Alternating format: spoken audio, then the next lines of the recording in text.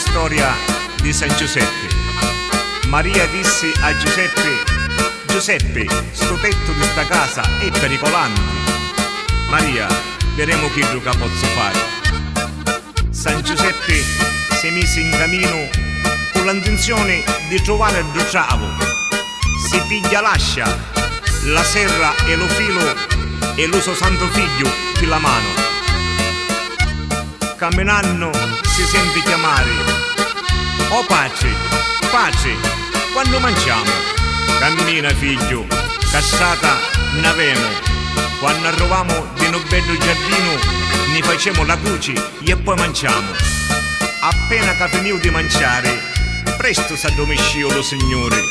Nanaca ci punzava un napolito per sentire lo canto di l'aceto. Passano le 3 Maggi e vistono a Iddo: chi sto è lo figlio di Maria, ma quanto è bello. Passano giorni, mesi e anni, do figlio si pesse a 12 anni.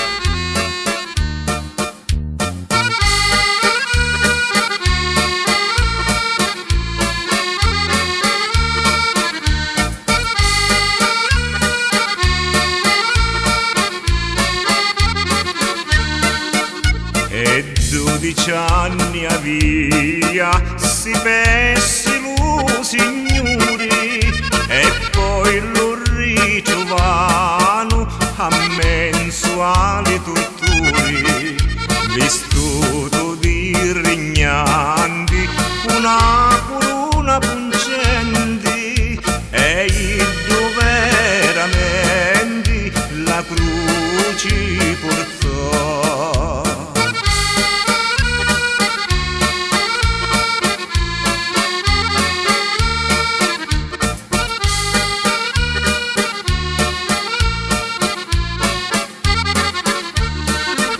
O strata io ti adoro, o croce tradita, o morto in vita, lo voglio trovare. E poi fummi son croci, sto figlio a 100 anni, con grossi lonchi chiova che concevano di belle carni.